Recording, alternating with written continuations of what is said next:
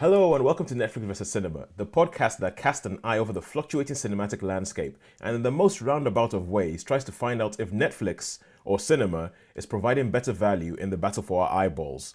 My name is Tosin, and after the enjoyable chaos that was last week's live, in inverted commas, episodes from the Isle of Wight, I am back in the Midlands, back near Coventry, and unfortunately I have left Shaun on the Isle of Wight. Isn't that right, Shaun? Oh, yeah, it's right, yeah.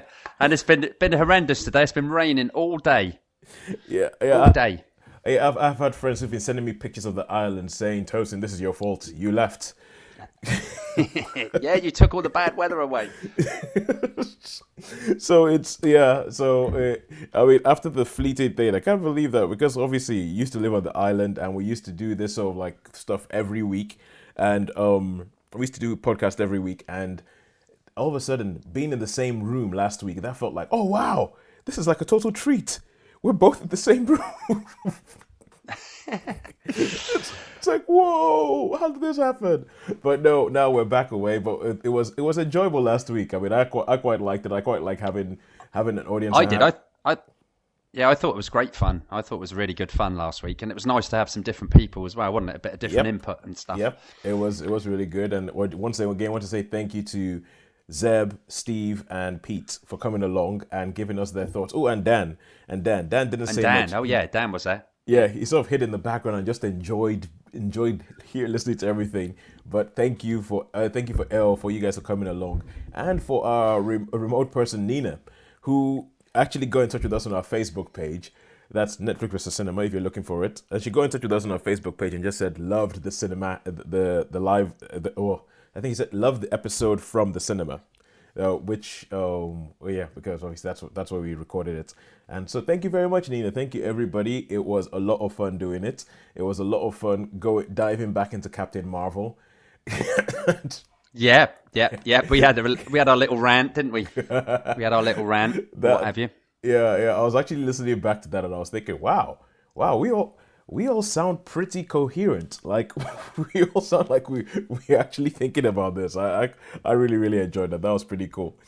And also this we're also recording this in the week where somebody else has weighed into the Netflix versus cinema thing. I sent you a link earlier this week about Dame Helen Mirren. Yeah.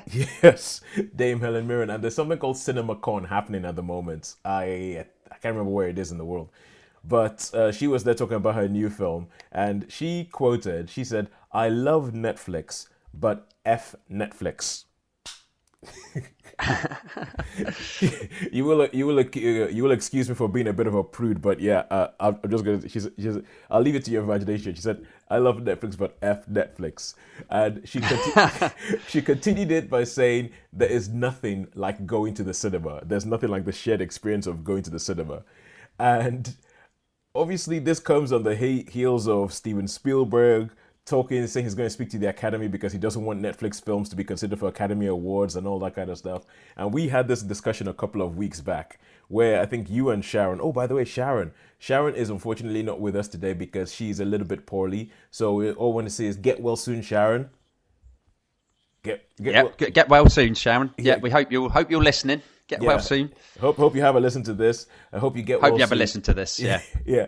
I hope you get well soon, and I hope you come back in and stop us from just going down a sort of stereotypical man Warren or man So it's unusual for Sharon because she's quite a healthy little thing, isn't she, normally? Yeah, she's like full of health. Yeah, she's like totally robust. It's like we can't take her down. It has to be something bad. Yeah. Yeah, quite serious. So get well soon, mate. Yeah, either that or there was just something in that cinema last week. Just something that took her down. So yeah, and we had this discussion. We had this chat about and you and Sharon were pretty much kind of like, you think, the cinema thing. I was a bit much. I was less of that. I was more along the lines of, why is Spielberg being such a grump? Quite frankly. and so with this, it's come up again with and Helen Mirren, I think, is a little bit more balanced. She says, I love Netflix, but at the same time she's like, F Netflix, because Netflix is trying to, because I think what they were saying and what they were saying in the discussion was that Netflix is trying to bypass the cinematic thing and just go, yeah, yeah, yeah, or whatever, just go straight to Netflix and give you quality content straight to home. And they're like, no, but we need to have it in the cinema. And I see both sides of the thing, but I just feel like times are changing. Yeah, yeah, definitely. I mean, yeah, I mean, I've always been a cinema aficionado. I mean, I love the cinema. I love the cinema, but I have found myself with Netflix and probably some other streaming services is that it is quite handy because you haven't really got to worry. You know, that's the time, and I'm really worried, toes. I'm worried, mate, that I'm going to be like a couch potato. You know, but I really don't want to be. I mean, I mean, a couple of things. I mean, they've got brilliant documentaries on, which I like to see. You know, so which we don't really get to see in cinemas that often.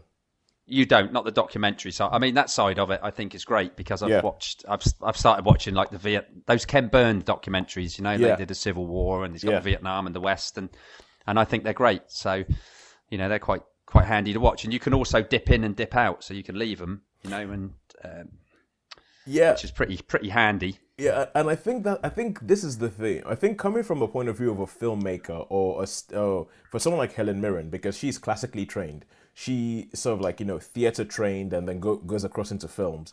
And in the theater, when you go there, there's almost kind of like a respect for whatever it is that's being put in front of you. So you sit down and you don't have a say when it stops. You don't have a say. Exactly. You watch it and then you leave when the lights come up. It's massively, massively frowned upon if you stand up halfway through the performance. And there have been performers who have been known to sort of like stop the play and just essentially pretty much heckle the audience member who's walking around during the performance, like, how very dare you? I'm reciting Shakespeare here. and Yeah, I know it's fatal, really. Yeah. I bet it does happen though, because I mean, I'm sure some people have been. Maybe I don't know about you, but I know there's not very often because I'd like to make sure that I generally, you know, before I go, I generally make sure that I'm not going to need to get up. But I know there must be some times when people are like, oh no, and they must sit there and like hobble about and think, oh no, I can't, I must. So, I mean. It does happen to people. Yeah. So, but it can be embarrassing, can't it? And it is a bit of. Yeah, I mean, personally, in the theater, I'm of the point of view of I'm not getting out of my seat unless it's an actual emergency or unless there's something really, really serious I have to go and see to.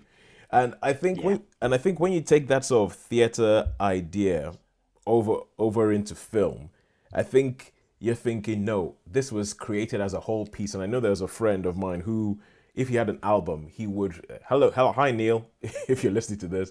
And I know he would say that if he got an album, or no, actually, if he had let's say it was a band he hadn't heard about, and they had 4 albums, he would go back to the beginning and listen to the first album and listen to all the albums in chronological order because he feels, look, they're trying to tell you a story. This is how they created it, and I want to listen to it in the way they created it.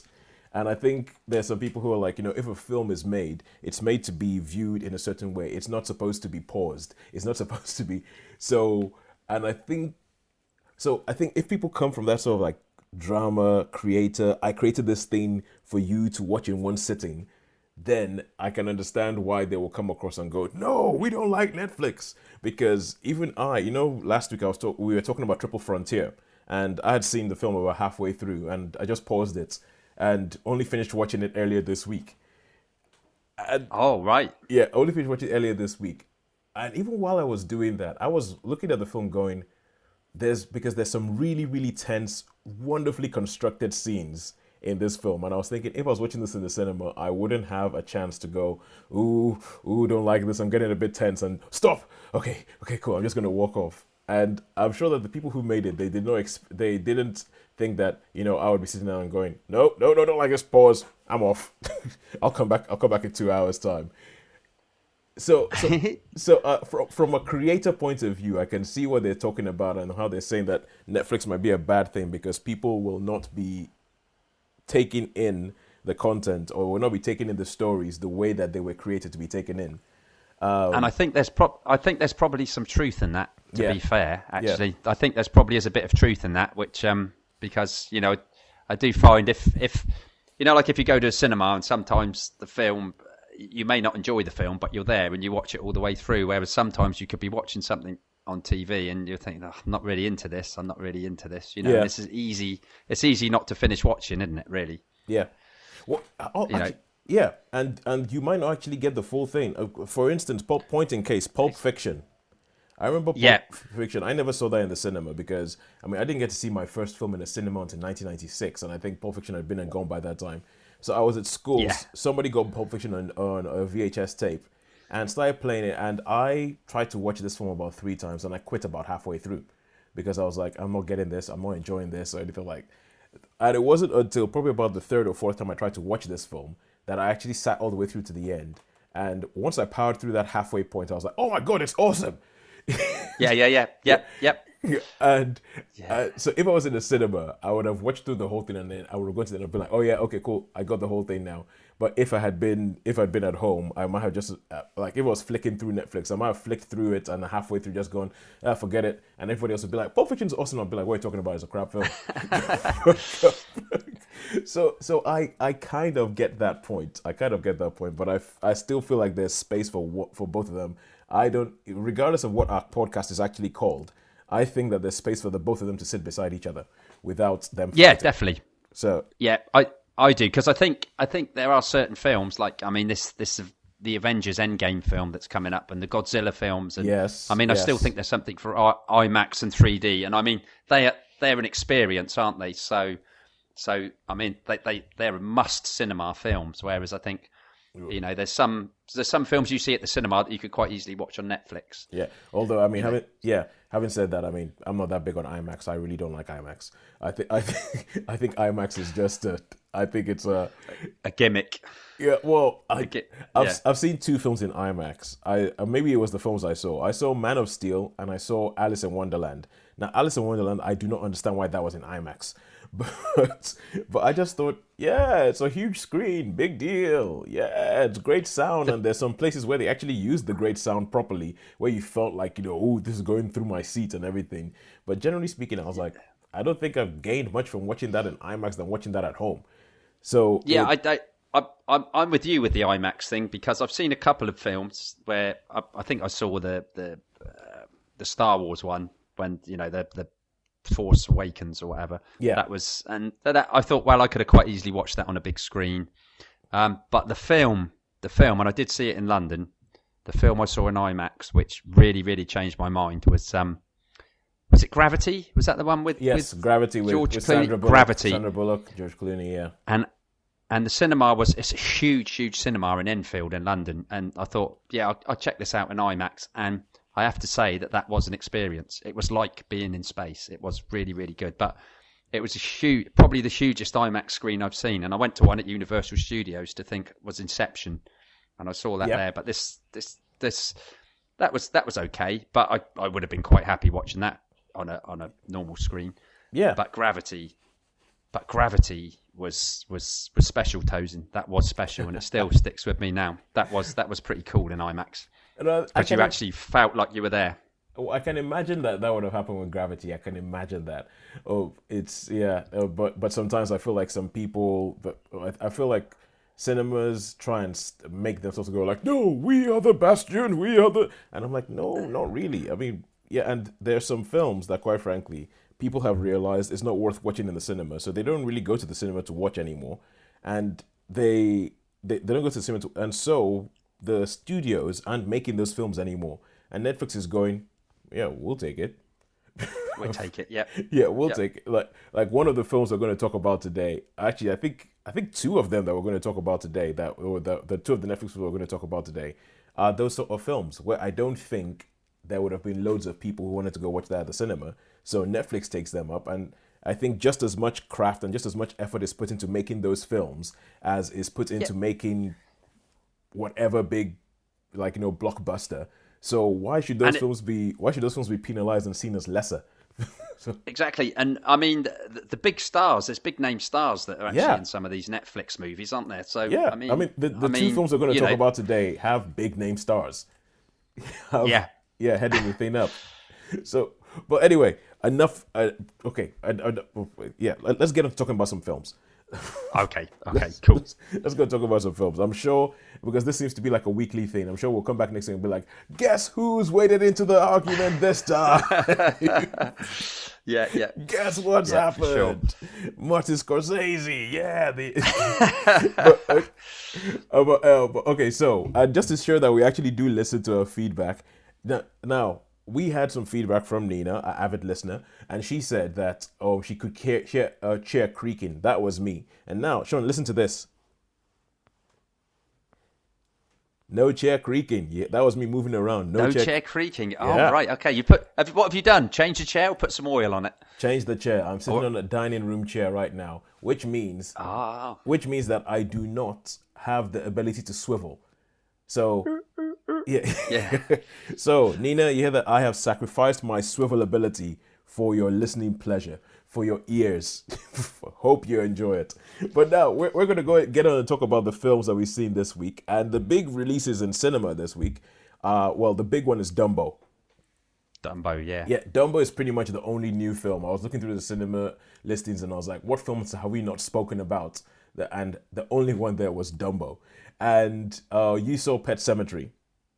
I saw Pet Sematary. Yeah, it was an unlimited screening because, like Cineworld, they have these unlimited cards and they Yep. put on special screening. So Yep. it was a early screening. Yeah. Yeah, an early So screen I've of. seen Pet Cemetery, Okay. and Yep. I did go and see Us as well. So Ah, I've seen which you spoke about last week, but I hadn't yes. seen it. Yes. So We spoke about us and it would be interesting. We'll leave that one towards the end and it'll be interesting to cool. see what your point of view on us was because I think the three of us who had seen it last week were less than complimentary. Everybody who'd spoken to you about it last week was like, "Oh my god, it's great! It's like it's the best horror movie ever."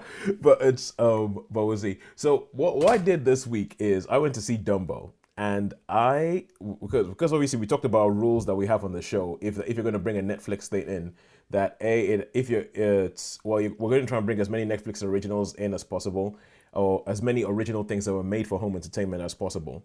Number two, Yep. if you did see something that was originally made in like in the cinema, it has to be something you have not seen before. And number Yep. three, it's a TV series. You have to watch the entire season that you're going to be reviewing. And I realized that we have a great chance here because I had never actually seen the original Dumbo. The DVD has been sat on my shelf for since I've been married, so like 6 years. The DVD has been sat on my shelf for 6 years, and I've never actually seen the original Dumbo. So I thought this is a great chance. Let's actually see. Let's compare and contrast Dumbo 2019 to Dumbo 1941, and see That which one comes up. that'd be interesting. Actually, I'm looking forward to this one then. If you've seen them both, because Yes. I mean, your take on the new Dumbo one, because I don't know if it's something I'd watch or not, because I've not been out of the sort of Disney live action-y type ones. Yeah. I was a little bit let down by Maleficent, Yep. which because she was too nice, basically, to how I remember Maleficent. So, and I haven't seen Beauty and the Beast, so I couldn't possibly. The Jungle Book was okay, Yeah. I really like the but Jungle Book. yeah, the Jungle Book was pretty good, actually, to be fair. But so I'd be interested to hear what you think of this Dumbo and whether it's worth a watch. So look forward to this. Yeah. Okay, so Dumbo. Now, everybody knows the story of Dumbo. Well, a lot of people know about it. It's the flying elephant, baby elephant born with big, massive ears. Everybody thinks he's a freak, but it turns out that he can use these ears to fly.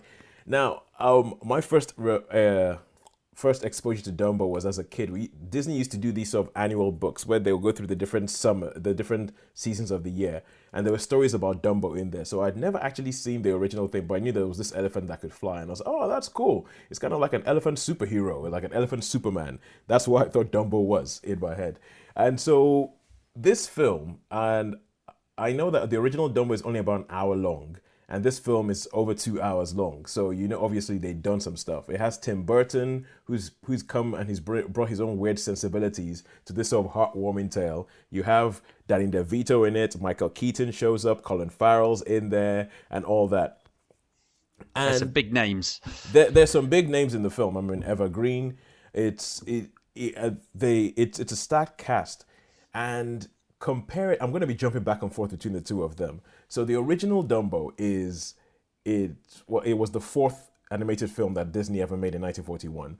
It has it's from the animal's perspective. So almost everybody who talks, the majority of the talking characters in it are animals. It's all about the animals, and anything Dumbo goes through is at the hands of the animals. The humans are there a little bit, but not much, and all that. And in the film, what they've done is that they have brought the humans to the fore. So none of the animals in this talk.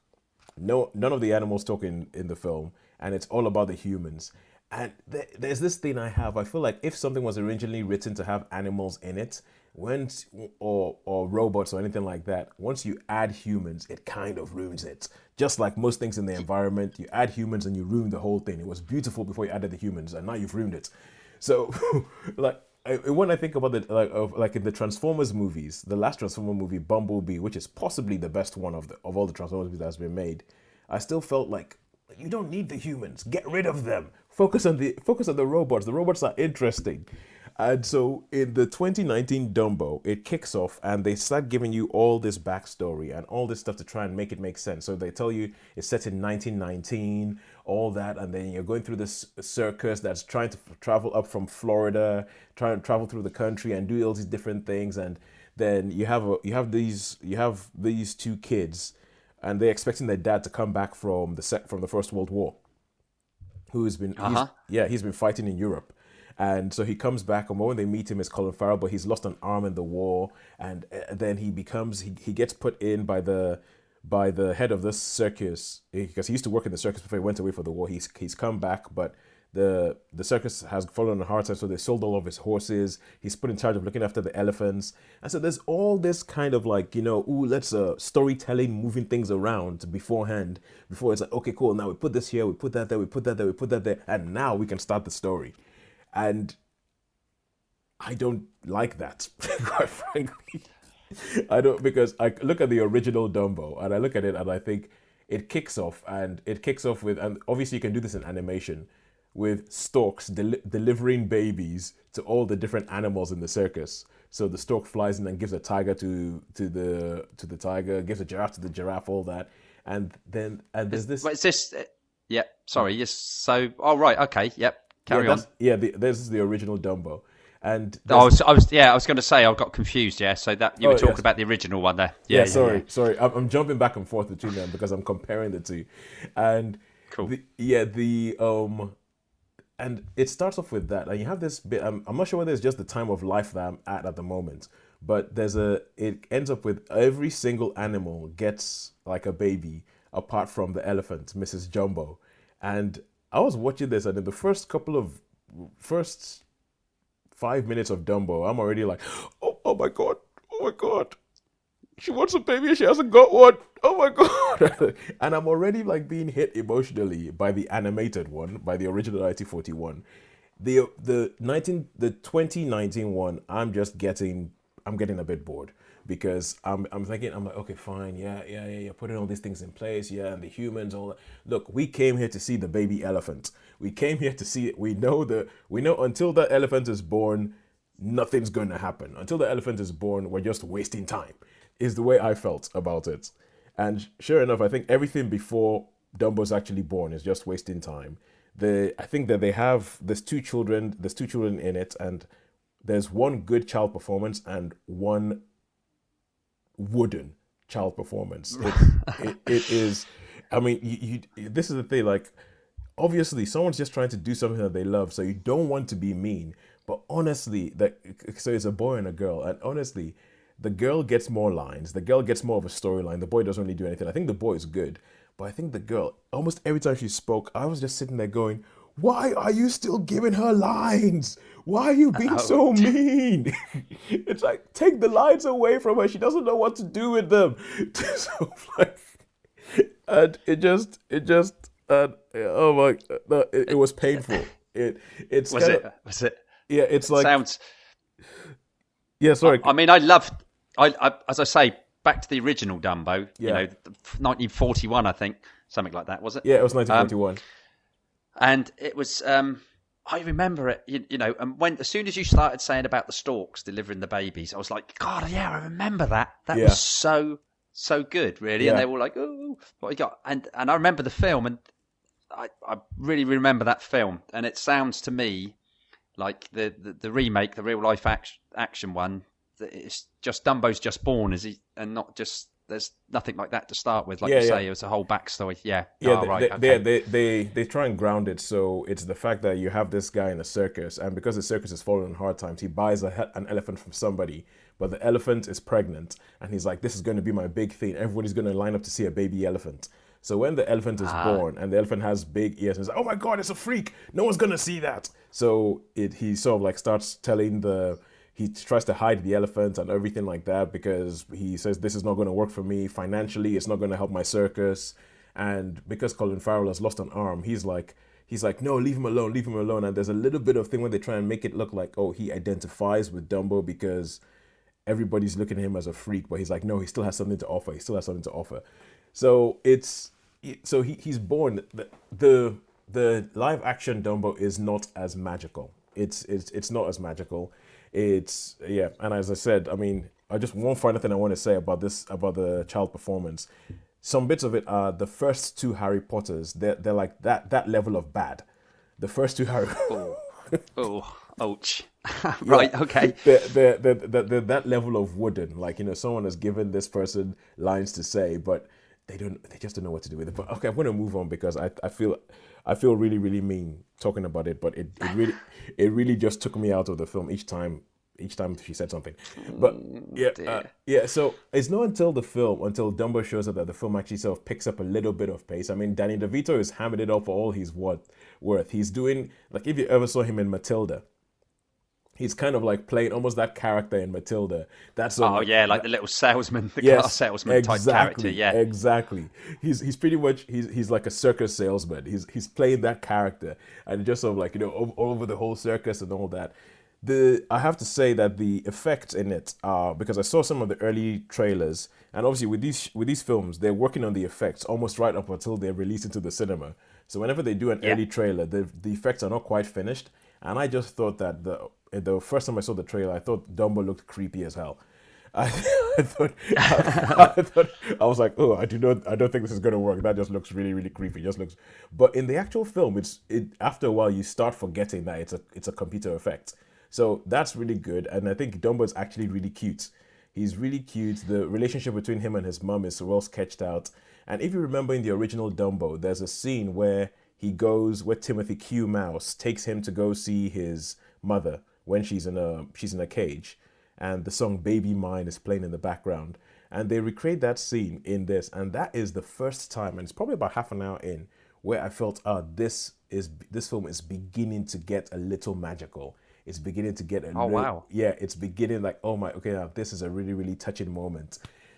But the film carries on past the end of the original Dumbo. So where the original Dumbo ends, this film carries on, and that's where Michael Keaton shows up. And I was going to say Michael Keaton. Yeah. Yeah, and Michael Keaton shows up as a guy called V.A. Vanderveer, who is pretty much Walt Disney. He's pretty much Walt Disney. So this is 1919. He comes in, he's like, I want to bring you guys and your flying elephants to my new place. It's called Dreamland. And you go into Dreamland, and there's this theme park that has all these different areas and all that kind of stuff. And it has a sort of like a world of tomorrow where you have robotics, and it has like a nightmare island where you have scary things. And I'm like, oh my God, this is Disneyland. And this is the bit where I don't understand how they managed to do this, because they pretty much have a character that's so obviously Walt Disney in a Disney film, but he's the bad guy. Ooh. Does he play a bad? Does he come across what good though as a bad guy? Yeah. No, he's a total bad guy. It's kind of like, the basic story of, this person has a small business and then they sell it to the big multi-conglomerate and then everything goes wrong. Yeah. That's pretty much this. That's pretty much the story. So I feel like the story doesn't really go, like the bit that they added on doesn't really do anything. There's all this stuff that they're bringing into it where it seems like once you bring the humans into it, it's a question of, should we even have animals in circuses and all that kind of stuff. And where the film ends in almost pretty much, it's not really a 1919 specific ending. It's a 2019 ending. Yeah. So is it? So it's totally different, really. Then apart from the little moments, it's just like totally different film. It's a totally To different the film. It's a totally different film. I mean, the basic things are there. I like what they do with the feather because you know how Dumbo has the magic feather yeah, in the original.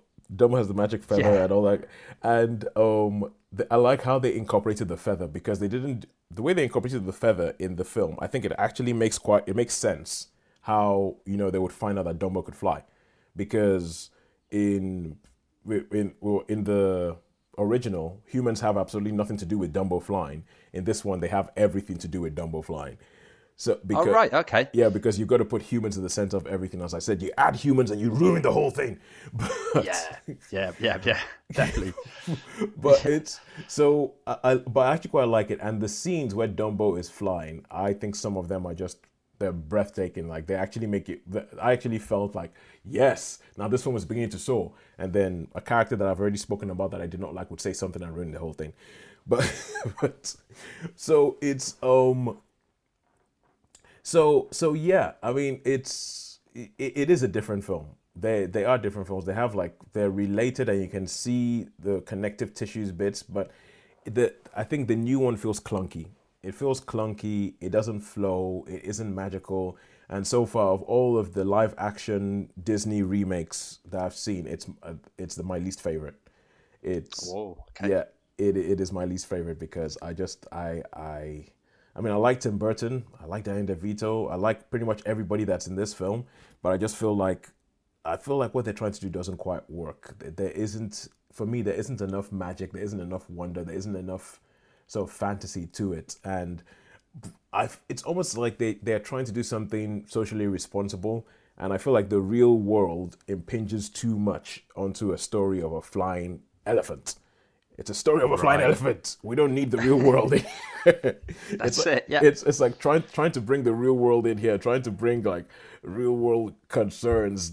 Yeah, doesn't quite work because you have it, like in the original, like the whole idea that the animals are actually helping run the circus, like the elephants are building the big tent and all that. So that tells you you're in a fantasy world. In this one, it's all about the cruelty to the animals and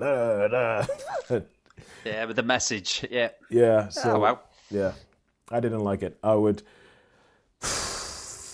I I the I'm gonna go 3. 3 star. Okay, three I'm gonna star. go 3, Three but stars. Okay. just about. I mean, because I mean, new Dumbo is good. I mean, he's cute. New Dumbo is cute, and they do good things with that. But I would give the original. I think the original's a 4 for me. Okay. Yeah, original's a 4. Did Now, I mean? There's some. I don't know about in the original film. yes. Yeah, there's a few characters that I mean. Yes. I mean, I don't know how to approach this and that, but I think some greatest lines in the film. They've stayed with me for years. You know, Yeah. I've seen a peanut stand, I've heard a rubber band. You know, I mean, those are really really great lines, and I still use them even today. You know, I use all those lines. So They incorporate them into the new film. They have they? Yeah, It's in the new film. They've put them in the new film. Obviously, not in the same way because there's all sorts of problems. There's all sorts of problems, but they have them in the new film. So What humans? I guess. Yeah. yeah. Say the Yeah, whole thing is like yeah. you've seen a dragonfly, you've seen a horse fly, you've even seen a house fly, but I bet you've never seen an elephant fly. Yeah. I used to like that. I've heard a rubber band. Yes. I've seen a peanut stand. Yeah, I mean, yeah. Yeah. So you're talking about the crows. The crows. I'm talking about the crows. Yeah. Yeah, and I know this. This is one of these things. Every now and then, with something pop culture related, I grew up in Nigeria, and a lot of the things that people wring their hands about when it comes to sort of like race representation over here they just never occurred to us back in Nigeria. It was never a thing. So people used to talk about, there was a TV show called Love Thy Neighbor in the 70s, which people would I remember that. Yeah, I remember that. People used to go, oh my God, oh my God, oh my God, that was so racist. And we used to watch that show and go, oh my God, that's hilarious. And It was, yeah. But I mean, it was racist in both ways, wasn't it? Because each couple gave as good as they got, really. Yeah, So yeah. I mean, I always, well, personally, I always thought in Love Thy Neighbor, they always made the white guy look stupid. Stupid. Yeah, yeah, yeah. They always make the white guy look stupid. So I love that neighbor. And then things like mind your language. People are like, oh my god, and everybody Oh, I mind know, your language. Yeah. yeah, every Yeah. people that I know who have seen this show from those different backgrounds think it's hilarious. So Yeah. so with Dumbo, even though I hadn't seen the film, people had spoken about the crows, and they talked about like people always try and I think that nowadays it's fashionable to hate Disney, and it's fashionable to hate Walt Disney especially. And people used to go, oh, he was just such a horrible racist, or look what he did, and all that kind of stuff. And so with the crows come in, and the crows are sort of stereotypically black. They're presented as like stereotypically not just black, but Southern black. That's the thing. Southern, yeah, and I didn't have as big of a problem with this as a lot of people made out. I expected it to be like horrendous, but I was actually thinking, Yeah. well, there's a musical called Five Guys Named Mo, and the crows in Dumbo Dumbo. are pretty much Yeah. exactly the same as the characters in the musical Five Guys Named Mo. They sing the same kind of songs. They have the same kind of like repartee between each other. Nobody complains and says Five Guys Named Mo is racist, but that's probably because it was written by a black guy. So, That's it. so, It's funny. It's funny with Disney on about that. I remember in the Jungle Book they had like the Beatles, didn't they? Do you remember? There was a similar sort of thing. I think the where they had like vultures, the Beatles the vultures in were the tree. the Beatles. Yeah, The vultures. That's it. Yeah, yeah. So yeah. I mean, it's just part of the film, really, isn't it? It's part of the film. It's part of the film. And I know Whoopi Goldberg has said something about, no, look, out of all the animals in the film, the crows are some of the only people who are actually kind to Dumbo, and they sing the only song people remember. So Yeah. so Whoopi Goldberg was like, yeah, what's the big deal? And I'm with Whoopi Goldberg on that, because I'm like, Cool. I liked the crows. I mean, there are some, when you dig a little bit deeper, there's some problems. Like originally in the original script, the lead crow was called Jim Crow. Ah. Yes. Yeah. Well, that was a derogatory name, I think, wasn't it? Yes, Was it? that was a derogatory name, and so that is kind of like, you're like, ooh, ugh, and that sort of like raises a flag to begin with, and then when you find out that the lead crow was actually voiced by a white man. Ah. Yeah, so There you go. so the lead crow was voiced by a white man, but all the supporting crows were supported by black guys. So yeah, so you dig a little bit deeper, you start seeing, okay, but I mean, just from a representation point of view, I actually really really did like the crows. I like the banter back and forth, and because it's very obvious that it's set in Florida. It's set in Florida, and it's supposed to be like, well, the film doesn't really give you a timing, but if the film was made in 1941, I mean, I wouldn't expect them to be speaking like, the way modern day people in Miami speak, because this is obviously made sure that it's shown that it is in the countryside, and it's so. I don't have as big of a problem as some people try and make out, and I feel like it's just the thing to say. It's the right thing to say. Oh my God! Oh, the crows in Dumbo, it was so bad. Okay, cool. Am I okay? Am I okay? Good. I've said the right thing, but I didn't think it was that bad. I didn't think it was that bad, but I think when you look deeper into it, surrounding the making of the film, there are obvious issues, but those issues are not. It's not as if racist people made this film. I think it was just the society was racist back then. Yeah. Yeah, That's the way things were. Yeah, the society was racist, and they didn't. So I think because the characters that they put, the characters in the show, if they were really being racist and everything like that, those characters would be horrible. Those characters would be the bad guys. But those characters are some of the most ebullient people in the film. You love them. You walk away loving those characters. I just feel like maybe some of the ways they went about it were informed by an old way of thinking that was probably even old for 1941, because the film was made by old people. But so yeah, on that one, I would say the crows didn't cause as much of a problem for me. I quite like them. Cool, brilliant. All right, cool. Enough of my. So that's a 3-star for the 2019 and a 4-star for the 41. Brilliant. Yeah, actually, I'm going to go 2.5 because What, 2.5 for the 2019? Yeah, Yeah, 2.5 for 2019. yeah. Okay, that sounds. Yeah, Sure. it's average at best. I mean, it doesn't flow. It's clunky. It doesn't go anywhere. Anyway, I've said this all already. Now Yeah, yeah. let's go into the film that you saw at the cinema. You saw Pet Sematary. I Now, saw Pet Sematary. Yeah. yes, So, yeah. Basically, I mean, there was another film. There was an earlier film, and I never saw the original Pet Sematary. I've got to be honest. I never saw the original Pet Sematary, so I had no idea. And I don't read any Stephen King's books or anything. okay, So, all right. So you're not a Stephen King fan or anything.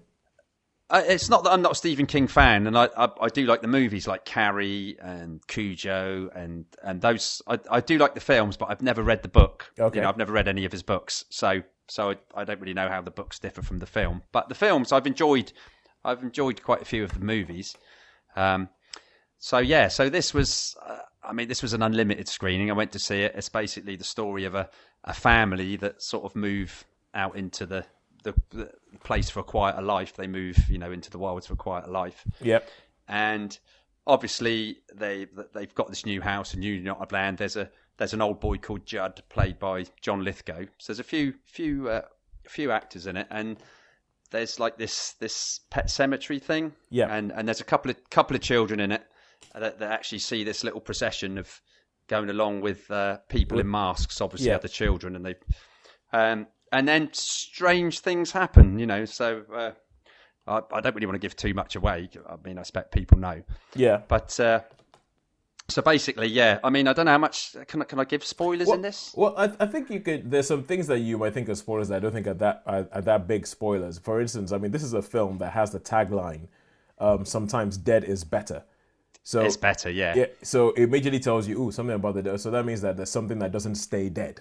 So Yeah. and if you watch the trailer, it pretty much tells you that It pretty much tells the whole story. Yeah, that's it cool. pretty much tells you That's that it pretty much tells you that there's a cemetery that animals that are buried in it come back to life. So cool. So other things must come back to life as well if they're buried there. Yeah. Yeah. And it pretty much tells you that this family loses a child, and so the father does something that you would say is possibly, I mean, obviously, okay, he's grief-stricken. Unethical. Yeah, he's unethical. Is you could say unethical. You could say stupid. You could say what the hell. But yeah, one of those things. Yeah. Yeah, and the guy who actually plays the father, Jason Clarke, it is Louis, who I think had a friend, the good friend of the podcast, Jason Clarke. Sean, Jason Clarke, your favorite actor in the world.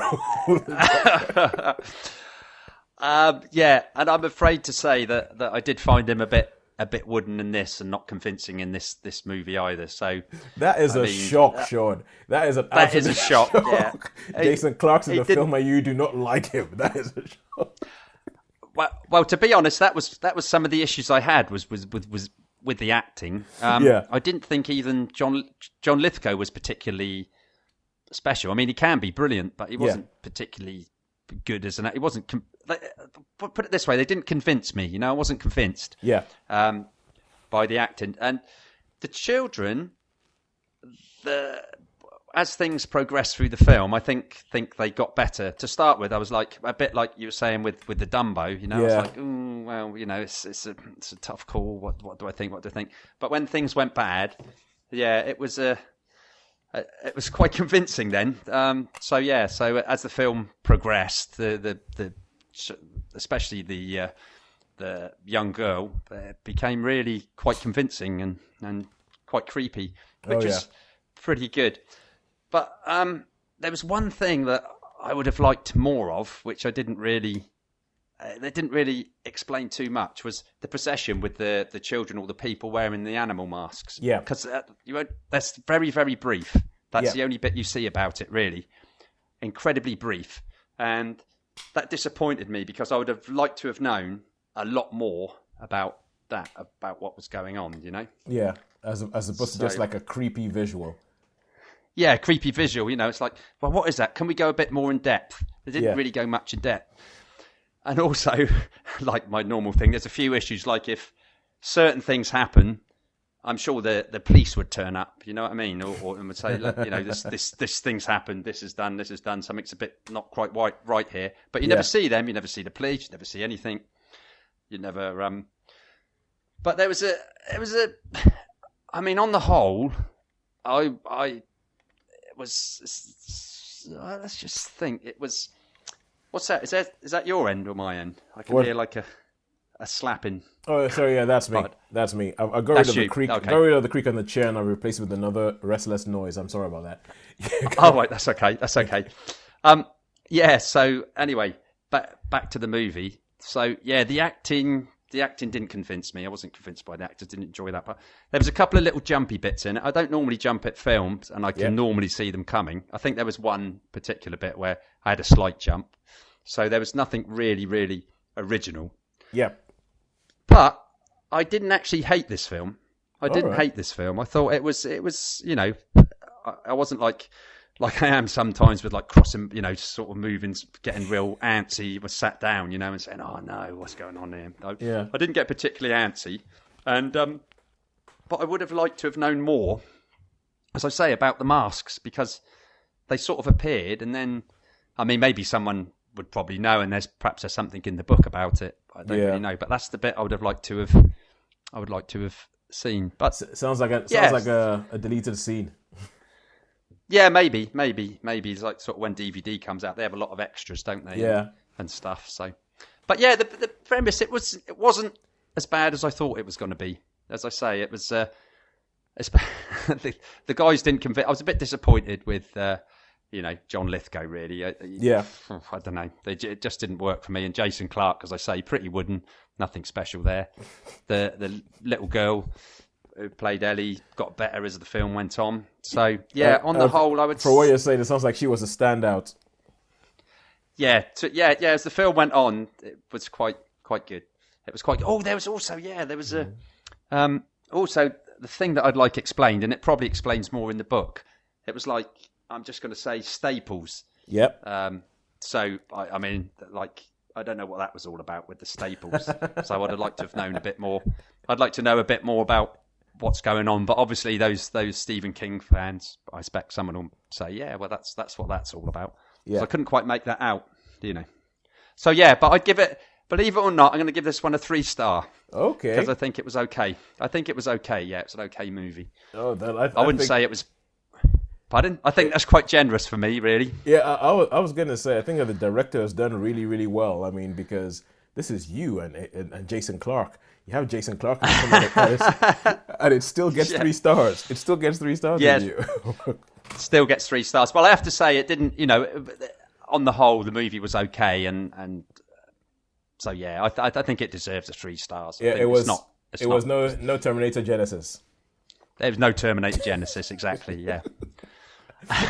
Oh, good Lord. Oh my God, I'm remembering that film. That film's... Oh. Well, there you go. Yeah. That film was baffling. I'm just going to believe it. That film was baffling.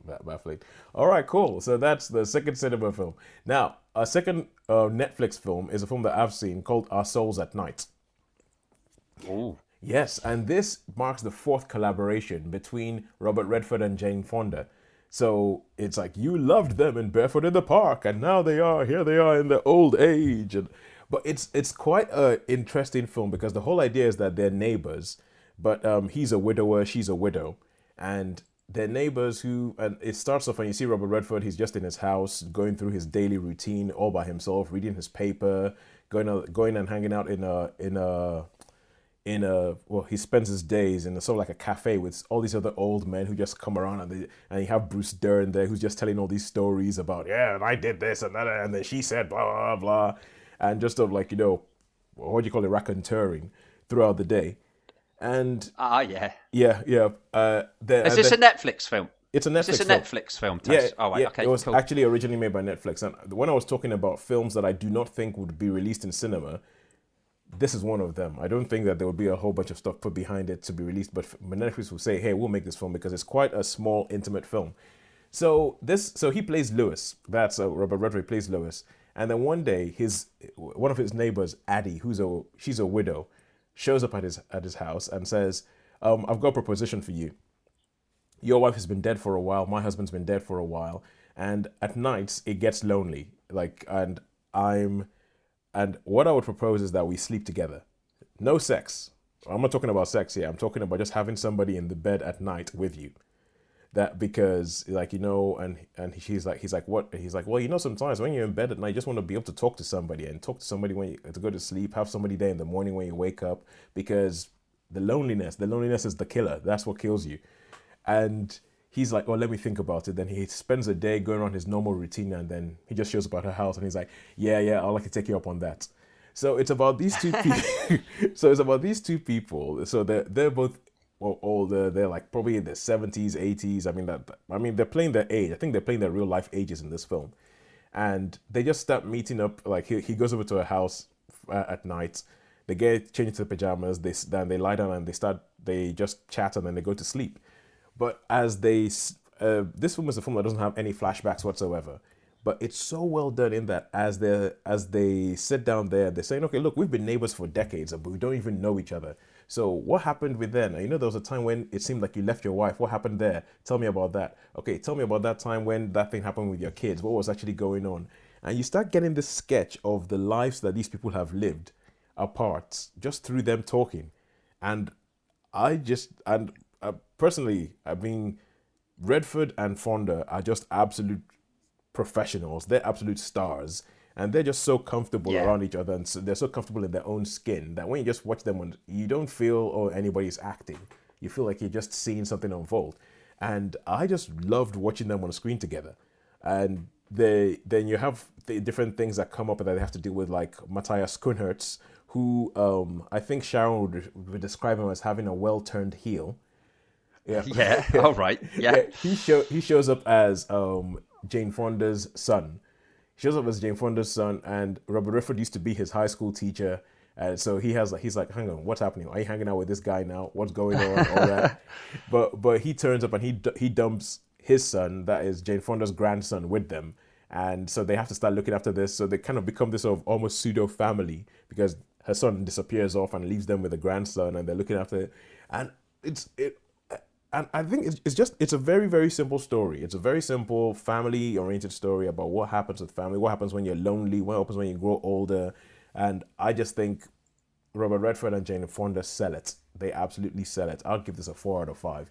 And I'll recommend 4 out of 5. Wow. Yeah, I'll give it a 4 out of 5. Wow. I recommend anybody go watch it. And for the fans of The Big Bang Theory and the Yeah. spin-off of The Big Bang Theory, Young Sheldon, there is something in this film that I think it's a meme waiting to happen, because in The Big Bang Theory, they did this whole thing about how Sheldon loves trains. And that comes from his childhood. So the kid who plays the grandson in this film is the same kid who plays young Sheldon. And there's a whole sequence in this film about how Robert Redford and the kid bond, and it's by playing with trains. So so I feel like there's like a meme to be made about Robert Redford is the man who's responsible for Sheldon Cooper's lifelong fascination with trains. But but anyway, that's just by the vibe. But I think it's a really, really good film.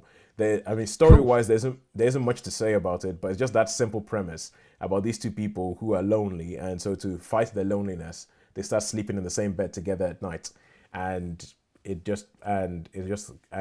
what comes up with that. Like Bruce Dern has a scene where he looks at Robert Redford and he's like, so Lewis, the guys and I we like to know where you get your energy, huh?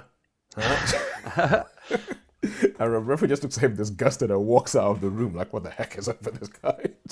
So yeah, I really enjoyed this film. I'll give it 4 out of 5. Cool. That's good.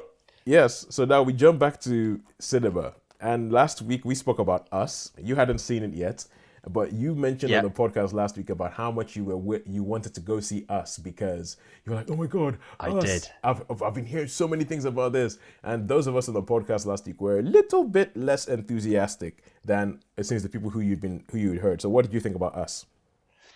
Okay, well, let's put it this way. When I first saw it, I was like, oh, it's not.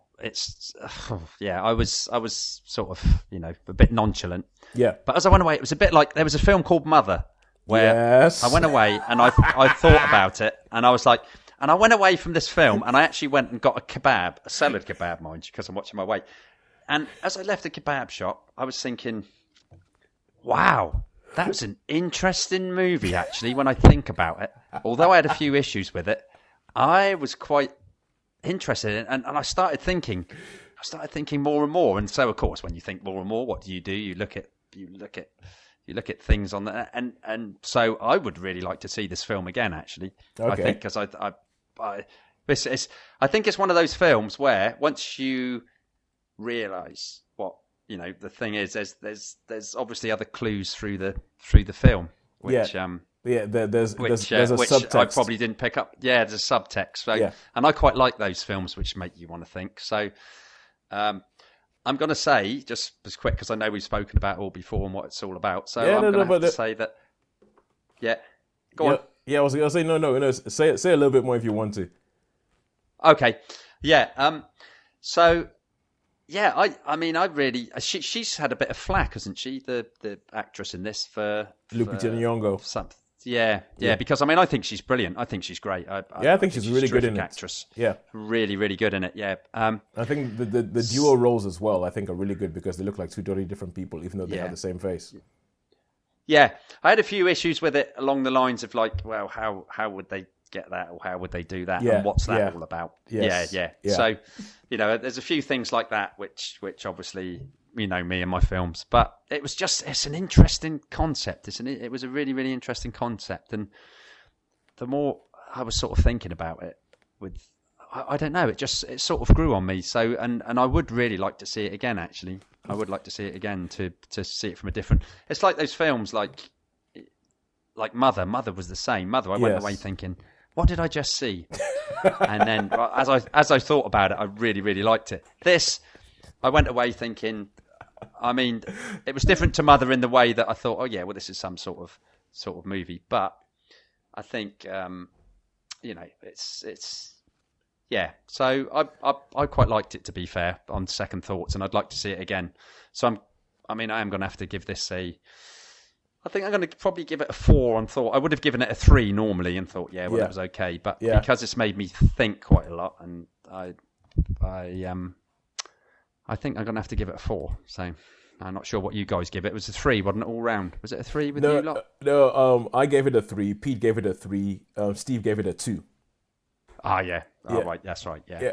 But the funny thing about it is that when we were talking about it last week, I said pretty much what you just said. I was like, it reminds me in a way of Mother. It's nothing like Mother as a film. It's like Mother and this are two totally different films. But it reminded me of Mother in the way that, it made you think, and you were like, hang on one second, what about that? And I feel like people will watch the film, and exactly like what happened to you, they'll walk out, and then, but afterwards, even you try and dismiss it, you'll still be thinking, but what the hell was that about? How did that happen? What happened? And I feel like, I agree totally with you that you walk out and you're like, oh, and you can dismiss it straight off the bat, but then you start thinking about it, and then you start, and I think like a day after you've watched this film, it'll either go better or worse in your estimation. Yeah. And I think also, as I said last week, because I think you're quite a sort of a Yankophile, if that's a word. Or I do. Yeah, you love your American stuff. Oh, that's right. I did, and it took place in Santa Cruz, and that's one of my favourite places. Yeah. Santa Cruz. I went there way back in the late 80s, and I've been a couple of times since, and I went most recently probably about 2014. Yep. Stayed there. And so that was, Santa Cruz was great, and the Hands Cross and things.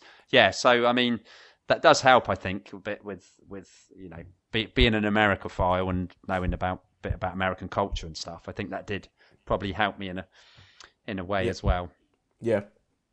Yeah, but because I mean, as I said, one of the things I said is I was quite happy about the fact that I think the film wrong foots you, because you think it's going to be one thing, and then you're like, oh, that's different. Yeah. I wouldn't actually call this a horror film. I mean, I don't know if it's classed as a horror film. I would think this is more as a thriller, really. I would guess more than, because I didn't think it was particularly horrific. Yeah, and yet it's been sort of classed as a horror film, I think, hasn't it? Well, I think it's more of a horror than Get Out, for instance, his previous film. Yeah. I think Get Out was more of a thriller.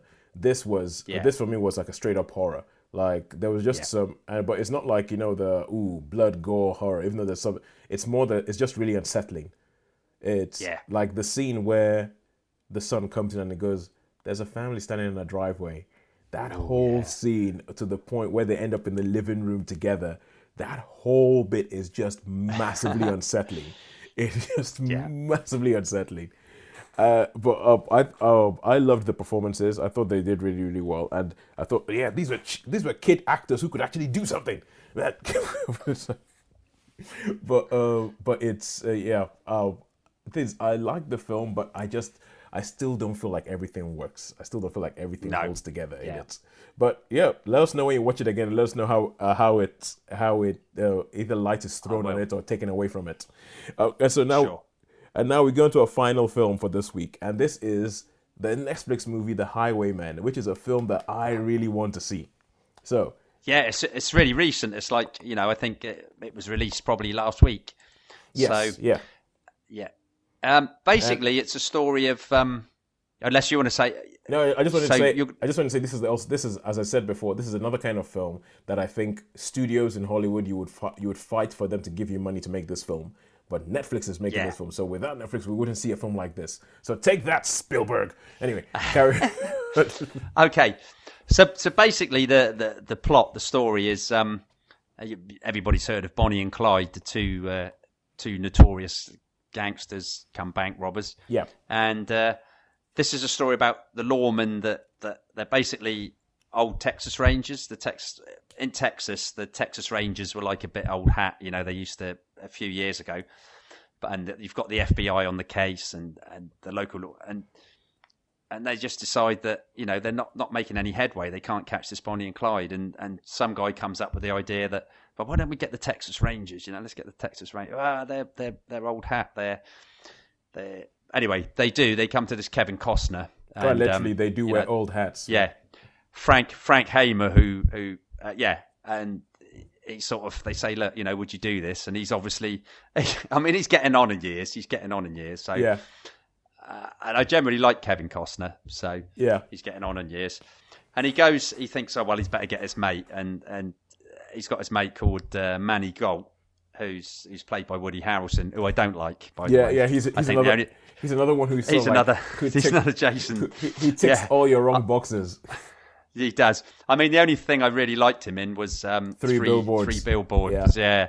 I thought he was pretty good in that, but I didn't like him in Zombie. He plays the same sort of character, and in this he plays a jaded sort of ex-Texas Ranger who's Kevin Costner's not sure whether he should come along or not, but they do. And all through the film, there's a lot of interaction between. It's basically a Costner and a Harrelson, film. Two-man show, because two-man show basically. Yeah, you got Kathy Bates that turns up as Ma Ferguson. She's like the mayor of that wants some court, and says, hey, what are these guys doing? But the story is, they go through, and obviously you've got the local law enforcement and the FBI, and they go to some of these crime scenes, and they do stuff, and they're obviously looking, and then Kevin Costner turns up, and they find loads of extra stuff, and this is what happened, yeah, blah blah blah. So that's basically, and so the whole film is like this. It's different situations where and eventually they're saying, oh, we think this is the pattern. This is where they're gonna be. Yeah. There's not a lot of action in it. There's not a lot of action in this film. I was expecting there to be a lot more action. A lot more shooty. A lot more shooty than what it was. And as I say, I didn't like Woody Harrelson in it. I'm sorry to say. Kevin Costner was okay. I've seen him better. I've seen Kevin Costner better. To me, this film, it just dragged a bit. It was like, oh, come on, something happened, please. I know they're great actors and they've got good chemistry between, but let something happen, please, not just talk all the time. Let's have something, something happen. So, and it reminded me a little bit of a film years ago would have gone straight to VHS it reminded me of a VHS movie, you know, where you'd go and rent and Yeah. stick in that wouldn't actually be out at the cinema. You think, oh, that looks interesting, you know, when you go to the local blockbusters or whatever. Let's see what that's like. So, Ooh, yeah, so bit you're saying this is on the level of a Steven Seagal movie in the noughties? I would, I wouldn't quite say that. I wouldn't quite say it's, but it just felt, to me, it felt a bit plodding, a bit like, I don't know if it was trying to be something special to try and promote Costner and Harrelson, but to me it just seemed laboured. It seemed really, really laboured. All right. So yeah, it didn't grab me. It wasn't enough action, I don't think, for me on this movie. All right. Okay. Because the thing is, with this film, I would actually, because what I wanted to say about it is that obviously you have Bonnie and Clyde, and you have the famous sort of like Warren Beatty, Faye Dunaway movie that was directed by Walter Hill, and it's been on TV a couple of times, and it's been done over and over, and they almost sort that of was like it was Arthur Penn, wasn't it? Yeah. The original. Oh yes, it was original. Arthur Penn. Yeah. You're right. Yeah, it was Arthur Penn. Yeah. And so it's begun over and over again, and they almost sort of like, you know, mythologized as, oh, Bonnie and Clyde, these folk heroes. And something that always got me was like, hang on, didn't they kill people? Weren't they pretty much serial killers? But everybody's like, yeah, they were heroes of the people. I'm like, but they killed people. And I was really interested because this is the first time I think I've seen a film where, because obviously you always have this thing of, oh, it's so sad, Bonnie and Clyde got killed. But I was like, yeah, how did they get caught? So that's why I wanted to see this film. And I'm a bit sad because I thought you would like this film because it seemed to me to be a little bit almost like a Western with cars. Yeah, it was done in that style of a Western, I guess. You don't actually see that much of Bonnie and Clyde. They're not in it a great deal. Yeah, that's what I liked about the idea. A couple of times. Yeah, but they're not portrayed particularly nice. They're not. In this. I would hope not. Yeah. They're not portrayed as particularly nice people. In fact, they're quite nasty. The few times you do see them, which I think is quite good. Yeah, I think that's more accurate. Yeah, but they did come up against like people. It seems some of the poor people like them. You know, that in this film it says, you know, because they don't like to talk too much about it because they look at them as, well, we're really, really poor. The banks have got loads of money, so the banks deserve it. You know, so there might have been a little bit of.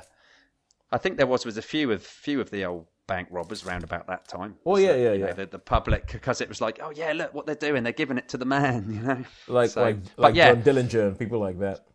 Yeah, like John Dillinger. So there's obviously a certain mystique about them. But it's interesting, isn't it? Like the bank robbers, like Dillinger, Bonnie and Clyde, Barker, all those, they were chased by the FBI, and yet people like Capone and the big gangstery type people were, Bugs Moran and all those. Yeah, because they were sort clever. of left them alone. They were clever, yeah. They were. As I say, on the whole, I suppose it just seemed a bit laboured to me, but I'm not going to crucify it. I'm not going to say it's a really, really horrible film. It's just a fairly average film. So I'm pretty consistent this week. I'm going to give this a 3-star as well, even though, for some of the things I have. So it's not horrific. It's just a bit long and laboured and could do with a bit more action. Right, I'm going straight off to go watch that then. Okay, that's cool. All right, cool. Thanks so much for joining us, for joining me, Shaun. All there's left to say is to say who won this week, and I think if you've been listening and paying attention, you pretty much know what's happened. Dumbo 2019 just really, really let the site down. Oh dear. Especially as it's supposed to be the big cinema release, because I think cinema, as you were saying, has to go more and more towards this sort of big event. You've got to see this on the big screen. And I think if you're going to go towards that, if cinema is going to have a hope, you have to make sure that those films are good. And this week, cinema soiled the bed and did not do that. So, oh dear. Well. With a difference on the average of 0.5, the winner this week is Netflix. Netflix. And Netflix is putting together a bit of a run. I think they are, aren't they, at the moment? Yeah, I think the last But couple of weeks. mind you, we have to be honest. There hasn't really been huge amounts out at the cinema, has there? Really? No, there really hasn't. It's all due to come. Yeah, So I we'll find out then. Or I think we're all just gearing up. I'm limbering up for Avengers Endgame. I think everybody is. Yeah. I think that's gonna smash every record. I reckon, don't you? I don't think it's going to. I don't think it'll get to Avatar. I don't think it'll. Okay. I don't think it'll make as much money as Avatar, especially because Cameron has released Avatar a couple of times, so he just keeps coming back, bringing it back to make more money. So I don't think it might get to Titanic, because even Avengers: Infinity War didn't get to Titanic. That's the third highest grossing of all time. That's the benchmark, then, is it? Yeah. The Avatar's the benchmark. Avatar's the benchmark. So I don't think Infinity War is going to be the biggest film ever, but I'm pretty certain it's going to be the biggest film this year. So unless they do something, I think they're going to have to make some decisions in the storytelling to keep it interesting. They're going to have to make some decisions, and some people are not going to like the decisions they make, and that might mean that they don't go and watch the film again or anything like that. But yeah, I think it's going to be the biggest film this year. But I'm so looking forward to it. I'm so ready. I'm like, all right, come on, Marvel. It's been 10 years, 22 films. Yeah. Bring something to a close. So that I can carry on with my life. But yeah, I think it's. But anyway, up until that time, when we go for probably a midnight showing of Avengers Endgame, which reminds me, I need to book my tickets. They've released the time, and they said that it's going to be 3 hours, 2 minutes long. I'm booked. Yeah, 3 hours, booked. 3 I'm minutes. booked. Yeah, I'm gonna have to do that. But, it's in the Luxury 2, number 2 cinema. Is it? Or Hello? the Lux? Yeah. The number 2 cinema in the Isle of Wight. For those of you who don't know, you've been to the Isle of Wight. Well, it would have to be in that one. It's in the big one that has the comfortable seats and the massive screen. Because I remember the busiest I've ever seen the Isle was probably, it was one of the other. It was either Infinity War or Civil War. I went to the midnight showing, and the cinema was packed. cinema was packed. So yeah, they'll need the bigger screen for that one. They're gonna be okay. All right, Toes. I'm gonna have to sign off now, buddy. Yep. So I've only got like about one bar left on my phone, battery wise. So no problem. So all that's left is to say is goodbye from me, and goodbye from me, and we will see you guys next week. Bye. Next week. Bye.